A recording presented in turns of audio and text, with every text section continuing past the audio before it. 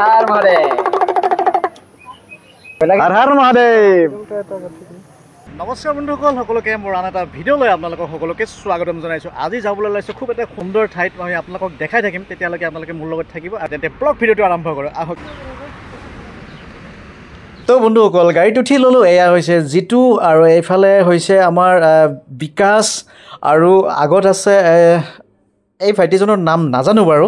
তো এইফালে আছে মানস জ্যোতি, যিখন নেকি তেখেতে গাড়ীখন ড্ৰাইভ কৰি আছে আৰু 3 ঘণ্টা ৰাস্তা এনেদৰে ড্ৰাইভ কৰাৰ পাছত আমি আহি পালোঁহি গুৱাহাটীৰ যিখন নেকি শৰাইঘাট দলং, আৰু ইয়াৰ পৰা 3 ঘণ্টা ৰাস্তা যাব লাগিব।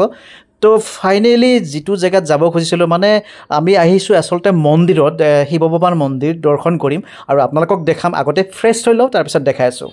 তো বন্ধুসকল ফাইনেলি আমি যিটো জেগাত আহিব খুজিছিলোঁ সেই জেগাটোত আহি পালোঁ। অকণমান ফ্ৰেছ হৈ ল'লোঁ, ফ্ৰেছ হৈ এইবাৰ যাম মেইন মন্দিৰত। তো মন্দিৰত গৈ আছোঁ আৰু আপোনালোকক দেখাই আছোঁ আৰু শিৱ বাবাৰ দৰ্শন কৰি আছোঁ। তেতিয়াহ'লে আপোনালোকে মোৰ লগত থাকিব আহক। তো বন্ধুসকল এইফালে প্ৰসাদৰ বাবে আমি থালি ল'বলৈ দোকানত সোমালোঁহি। কাষতে দোকান থাকে, দোকান বহুত আছে, যিকোনো এখন দোকানৰ পৰা আপোনালোকে ইয়াতে যদি আহে প্ৰসাদ ল'ব পাৰিব। তো ইতিমধ্যে আমি যিখন নেকি প্ৰসাদৰ থালি লৈ ল'লোঁ, যি লাগে।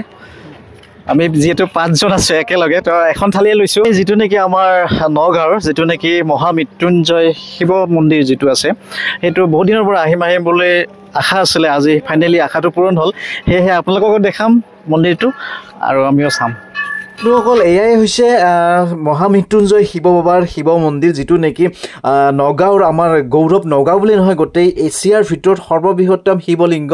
তো আমি গৌৰৱ কৰিবলৈ গ'লে আমাৰ অসমতে এনেকুৱা এটা শিৱলিংগ আছে। তো বন্ধুসকল মই চাৰিওফালৰ পৰিৱেশটো দেখাবলৈ চেষ্টা কৰিম, তেতিয়ালৈকে মোৰ লগত থাকিব। এইফালে পৰিৱেশটো ইমান বেছি ভাল লগা, তাৰমানে চাৰিওফালে আপোনালোকে ইয়াতে আহিলেহে অনুভৱ কৰিব পাৰিব। আজি আৰু আকাশখন ইমান বেছি ফৰকাল হৈ আছে, ইমান ধুনীয়া দেখে। ইয়াতে যিখন নেকি চেলফি নুঠা কিয় একদম বহুত বেছি ভাল লগা হয়।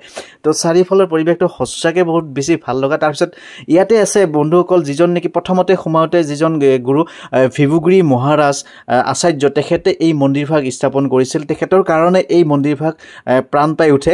তো তেখেত এতিয়া নাই বাৰু, তেখেতৰ প্ৰতিমূৰ্তিটো খুব ধুনীয়াকৈ সন্মুখত বনাই ৰাখিছে, বহুত বেছি ভাল লগা পৰিৱেশ। তো মন্দিৰৰ চাৰিওফালে চৌহদটো ইমান বেছি ভাল লগা, তো মানে আপোনালোকে ইয়াতে আহিলেহে কল্পনা কৰিব পাৰিব।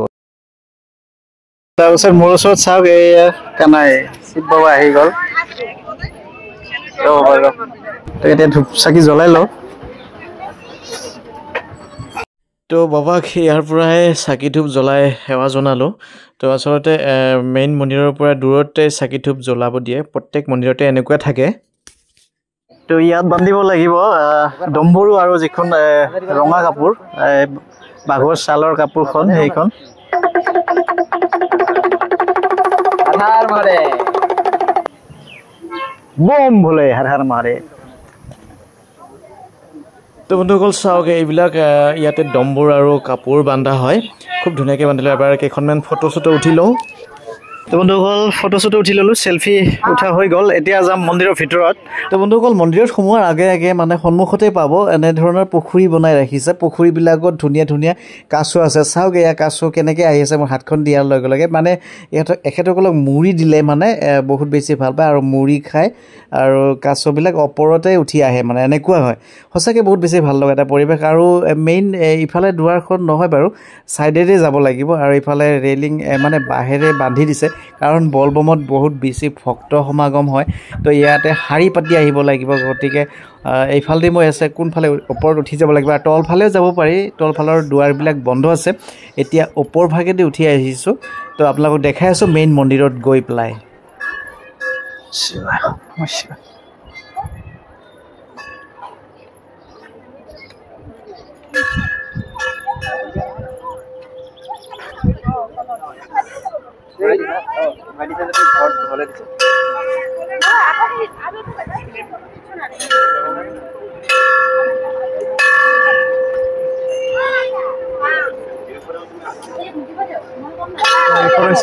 প্ৰৱেশ গেট, ভিতৰত সোমাম এইবাৰ।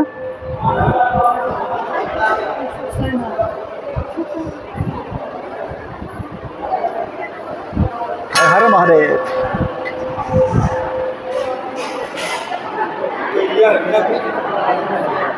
তো বন্ধুসকল এনেদৰে মন্দিৰৰ ভিতৰত সোমাই আহিলোঁ চাওক মন্দিৰৰ ভিতৰভাগ চাওক ইমানেই বেছি ভাল লগা এটা পৰিৱেশ আপোনালোকে দেখি গম পাইছে আৰু ইয়াতে একচুৱেলি কেমেৰা কৰা এলাউ নাছিলে তো মানুহৰ ভিৰ কম কাৰণে সেয়েহে মই কেমেৰা কৰিব পাৰিছোঁ তো চাওক এইটো হৈছে মেইন শিৱলিংগটো আৰু এই শিৱলিংগটোত পানী দিলে ছাইডৰ পৰা এটা মানে চৰিয়া আছে চৰিয়াটোত পানী দিলে মানে মেইন জেগাত আহি পায় মেইন শিৱলিংগটোত পায়গৈ তো বন্ধুসকল আজি মানে যেহেতু মঙ্গলবাৰ সোমবাৰে বহুত বেছি ভিৰ থাকে কাৰণ কিয় বলবমৰ ভক্তসকল আহে আমি সোমবাৰে অহা নাছিলোঁ বাৰু আজি মঙ্গলবাৰে আহিলোঁ সেয়েহে মানুহৰ ভিৰ কম আছে সেয়েহে কেমেৰা কৰিব পাৰিছোঁ একো কোৱা নাই তথাপি মানে কিছুমান জেগাত মানে কৰিব নিদিয়ে তাৰমানে ভিৰ কৰি থাকিব নিদিয়ে কেমেৰা কৰি থাকিলে মানে কোনোবা ভক্ত আহিব ৰখি থাকিব সেনেকুৱা কাৰণে কৰিব নিদিয়ে আৰু ভিতৰ ভাগত চাওক এখেত হয়তো শুক্ৰাচাৰ্য হ'ব লাগে তাৰমানে তেখেতে ইয়াতে বহু বছৰ আগতে মহামৃত্যুঞ্জয় যজ্ঞ কৰিছিলে তেখেতৰ প্ৰতিমূৰ্তি হ'ব লাগে আৰু ইয়াতে আছে খুব ধুনীয়া এটা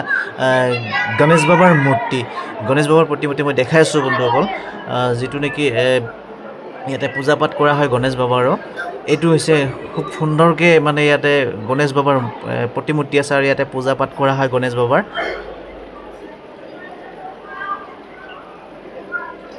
এইটো চাওক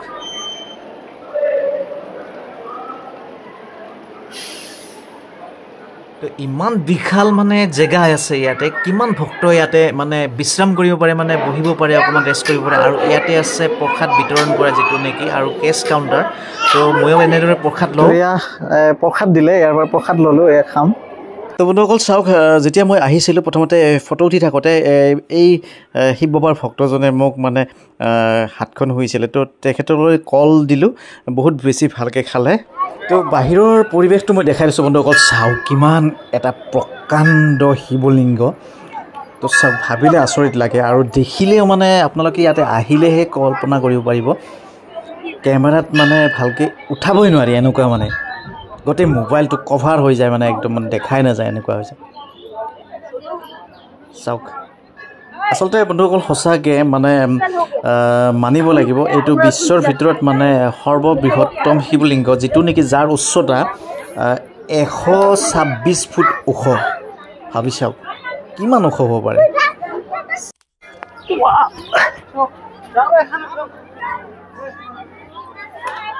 তো এয়াই হৈছে মহামৃত্যুঞ্জয় শিৱ বাবাৰ মন্দিৰ চাওক বন্ধুসকল ইমানেই ওপৰত মানে দেখাই নাযায় ইয়াৰ পৰা মহামৃত্যুঞ্জয় শিৱ বাবাৰ মন্দিৰ বাবা ভোলানাথ সকলোৰে মনোকামনা পূৰণ কৰক যিসকলে মোৰ ভিডিঅ'টো চাই আছে যদি আহিব পৰা নাই ইয়াৰ পৰা বাবাৰ এটা আশীৰ্বাদ ল'ব যিটো যোৱাকালি সোমবাৰ আছিলে সোমবাৰে মই আহিব পৰা নাছিলোঁ আজি মঙ্গলবাৰে আহি গ'লোঁ তো বহুত বেছি এটা ভাল লগা এটা পৰিৱেশ চাৰিওফালে যিটো নেকি আগৰ পৰা মই সপোন দেখি আছিলোঁ যে মৃত্যুঞ্জয়ত আহিম বুলি তো যদি ভিডিঅ'টো ভাল লাগে লাইক আৰু কমেণ্ট আৰু যদি নতুন আছে মোৰ ফেচবুকৰ পেজত যদি নতুনকৈ চাই আছে তেতিয়াহ'লে এটা ফ'ল' কৰিবলৈ নাপাহৰিবা আৰু যদি মোৰ ইউটিউব চেনেলত আপোনালোকে চাই আছে তেনেহ'লে এটা ছাবস্ক্ৰাইব কৰি দিবলৈ নাপাহৰিব তেন্তে আজিৰ ভিডিঅ'টো এই আছিলে আকৌ এটা নেক্সট ভিডিঅ'ত লগ পাম তাৰে কামনা কৰিম মই যেন তেনেহ'লে আপোনালোকে ইয়াতে এৰিছোঁ সকলোৱে ভাল থাকক জয় অসম ধন্যবাদ বলবম হৰ হৰ মহাদেৱ সকলোৰে মংগল কৰক